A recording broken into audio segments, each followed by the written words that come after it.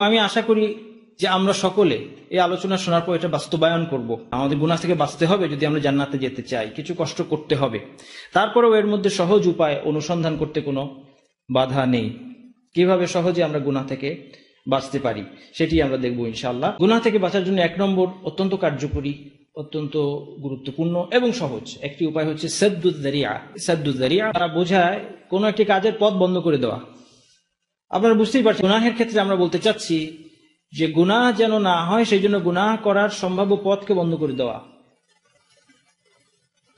গুনাহ সামনে যখন একজন মানুষ দাঁড়ায় তখন গুনাহ থেকে নিজেকে ফিরিয়ে রাখা কঠিন, বিশেষত যার প্রতি তার টেম্পটেশন আছে, যার প্রতি সে আকৃষ্ট হয়, সেটা যদি সামনে চলেই আসে তা থেকে দূরে থাকা কঠিন। এর চেয়ে সহজ হচ্ছে এমন ব্যবস্থা করা যেন এর সম্মুখীন তাকে হতে না হয়, এই পরীক্ষার সম্মুখীন যেন সে না হয়।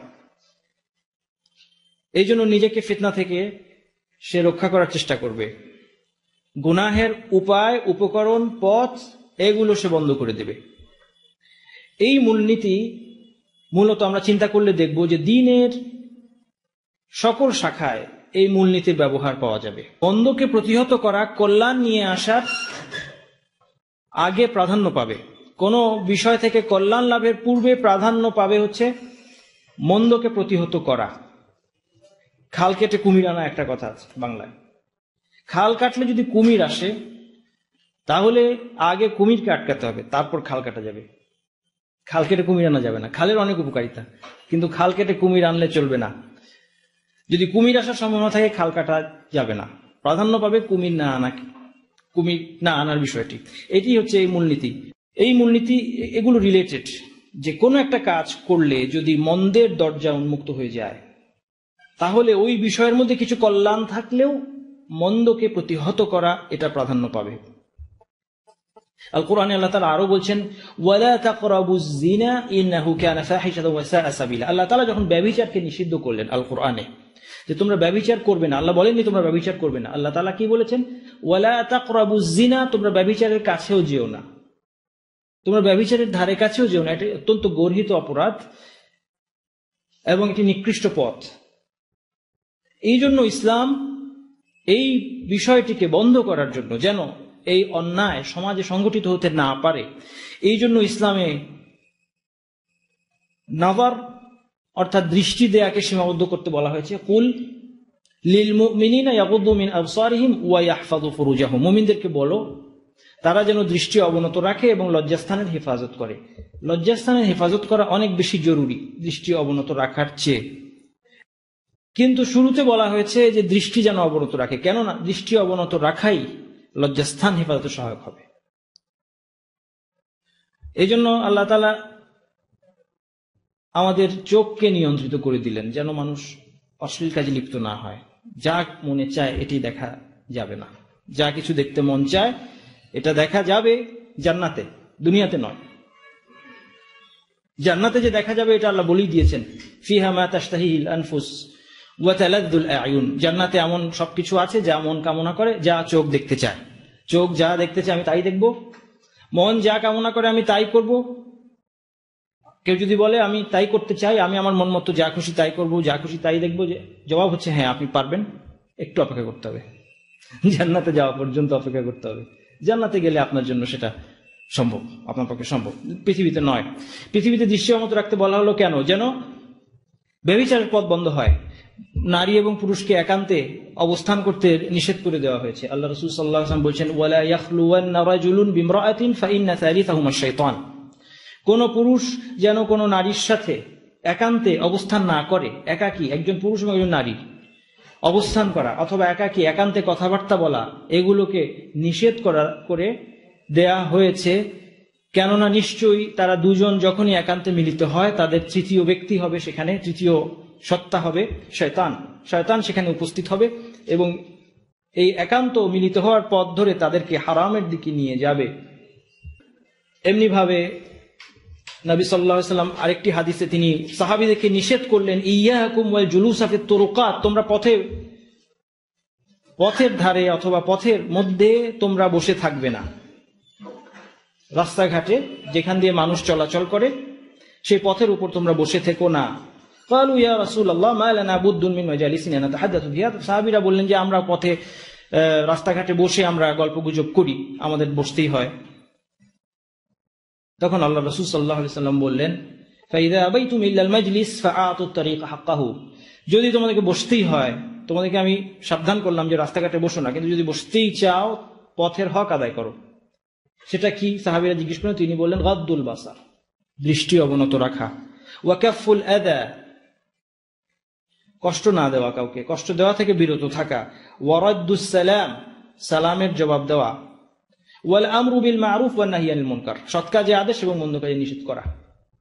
তাহলে এগুলো হচ্ছে পথের অধিকার। আর এই জন্য আল্লাহ রাসূল সাল্লাল্লাহু আলাইহি ওয়াসাল্লাম নিষেধ করলেন যে পথে তোমরা বসো না। কেননা যদি তোমরা রাস্তাঘাটে বসে থাকো, তোমাদের দ্বারা এই অন্যায় কাজগুলো হতে পারে। কি হতে পারে? তোমরা দৃষ্টি অবনত রাখতে পারলে না, হারাম জিনিস তোমরা দেখবে, অথবা তোমরা কাউকে কষ্ট দেবে, অথবা তোমরা সৎ কাজে আদেশ এবং মন্দ কাজে নিষেধ করবে না। তোমাদের আশেপাশে অন্যায় কাজ হবে, তোমরা এটা প্রতিবাদ না করার কারণে, সৎ কাজে আদেশ মন্দ কাজে নিষেধ না করার কারণে তোমরাও কি হবে? গুনাহে শরীক হয়ে যাবে। এই সমস্ত কারণে যদিও রাস্তায় বসা নিষিদ্ধ নয় মৌলিকভাবে, কিন্তু আল্লাহ রাসূল সাল্লাল্লাহু আলাইহি ওয়াসাল্লাম নিষিদ্ধ করলেন। এই সবগুলোই তাহলে কিসের উদাহরণ? সাদ্দুয যারিয়া, অন্যায় কাজের পথকে বন্ধ করা। আমি আজকে খুব সুস্পষ্টভাবে কিছু প্র্যাকটিক্যাল এক্সাম্পল দিতে চাই আপনারা আমার সামনে, যেগুলো আমাদের কর্তব্য হচ্ছে মুসলিম উম্মার সমস্যা, যেগুলো এক্সিস্টিং সমস্যা, সেগুলো নিয়ে কথা বলা। যারা দিন সম্পর্কে আমরা কথা বলছি, এটা আমাদের দায়িত্ব, এই জন্য আমি বলবো। এখন আসুন সাদ্দুয যারিয়া আমরা অ্যাপ্লাই করবো কিভাবে, আমি প্র্যাকটিক্যাল গাইডলাইন ইনশাআল্লাহ দেওয়ার চেষ্টা করব। আমি আমার কেস স্টাডির জন্য কেস হিসেবে বেছে নিয়েছি ইন্টারনেট। আজকে এ কথা কেউই অস্বীকার করবে না যে ইন্টারনেট এবং কম্পিউটার আজকে আমাদের অন্যায় কাজের অনেকগুলো পথ খুলে দিয়েছি, তাই নয় কি? এটা অস্বীকার করার কোনো উপায় নেই। এমন একটা সময় ছিল যখন আপনার অশ্লীল কিছু দেখতে হলে ভিডিও ক্যাসেট আনতে হতো। এটা সহজ ছিল না। বর্তমানে আপনার ল্যাপটপের মাধ্যমে, ইন্টারনেটের মাধ্যমে, হ্যান্ডহেল্ড ডিভাইসের মাধ্যমে, আপনার মোবাইল ফোনে ইন্টারনেট আছে, মোবাইল ফোনে সবকিছু করা যায়, ল্যাপটপে সবকিছু করা যাচ্ছে। ইন্টারনেটের মাধ্যমে সবকিছু আমাদের হাতের মুঠোয়, এবং এর দ্বারা শুধু যারা পাপাচারী তারাই নয়, বরং মুসলিম সমাজের অনেকে, আমরা অনেকে হারামের মধ্যে জড়িয়ে পড়ছি।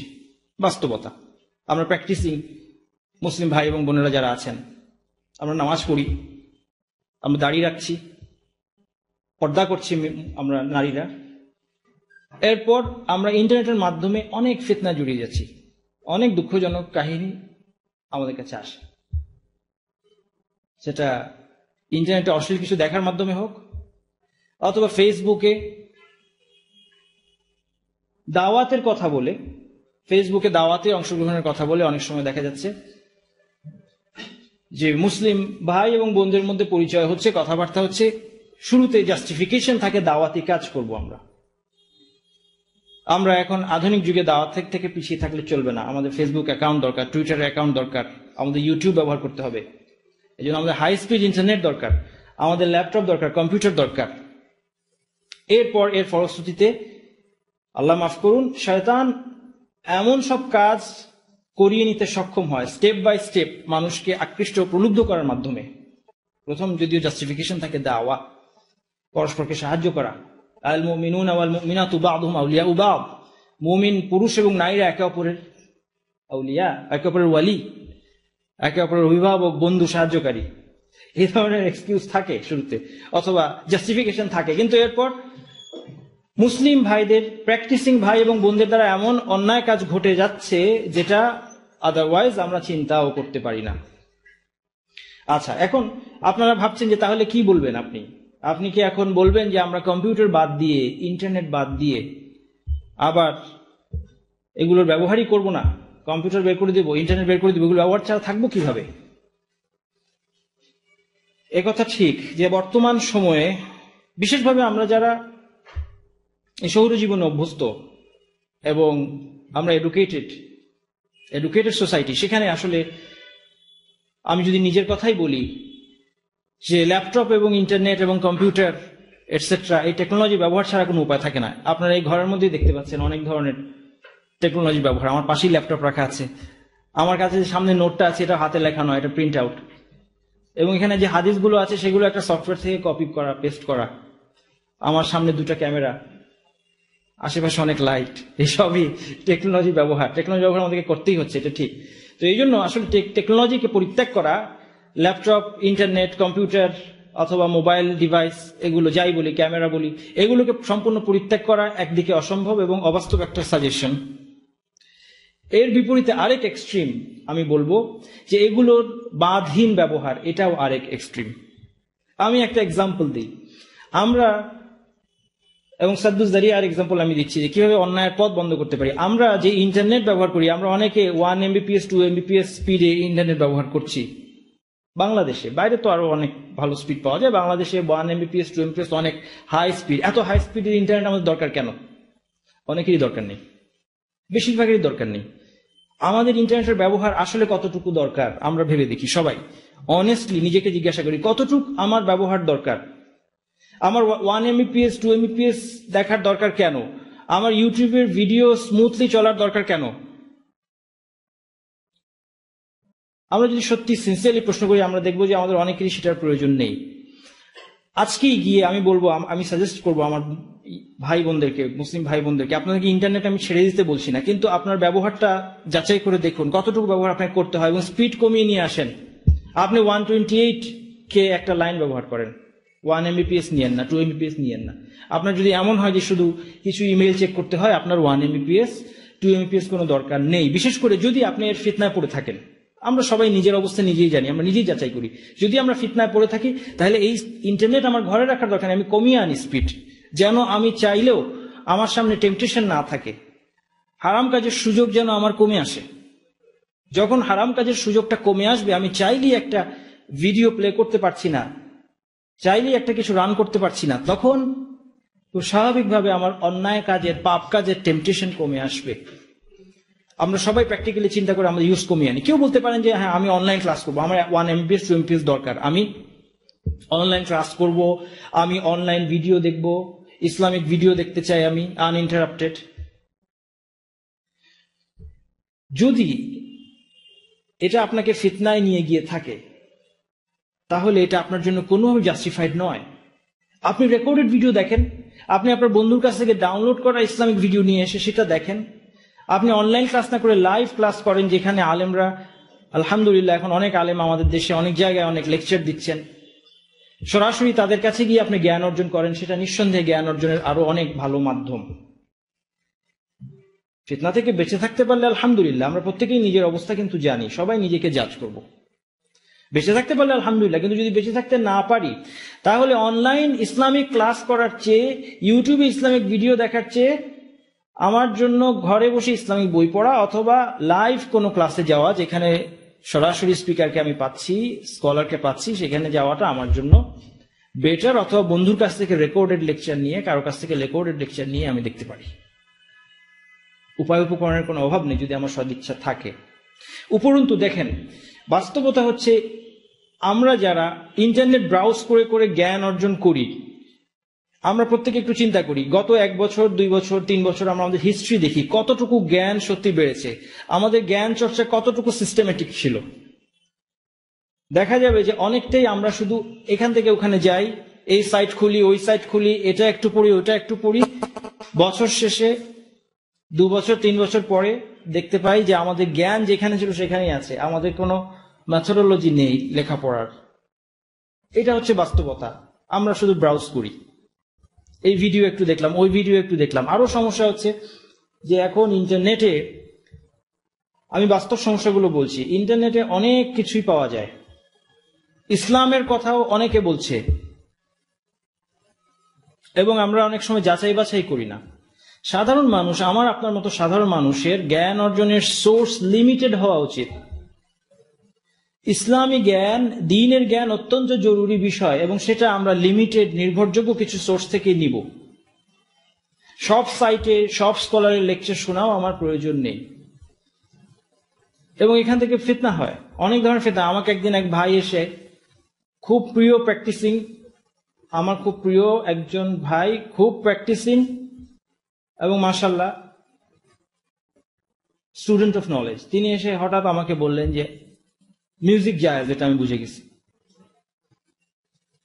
তো মিউজিক জায়েজ এটা আপনি কি থেকে বুঝলেন? আমি তাকে আরেকটু জিজ্ঞাসা করলাম। তিনি একটা আর্টিকেল আমাকে বের করে দিলেন ইন্টারনেট থেকে, একটা আর্টিকেল। আমি সাথে সাথে দেখতে চাইলাম যে কি দেখি, আপনি কি দেখে বুঝে ফেললেন যে মিউজিক অ্যালাউড, পারমিটেড? উনি আমাকে বের করে দিলেন সে আর্টিকেল পড়ে আমি তাকে বেশ কিছু গ্যাপ দেখিয়ে দিলাম, সে আর্টিকেলের মধ্যে কিছু গ্যাপ, যেটা উনি প্রথমবার দেখে হয়তো বুঝতে পারেননি।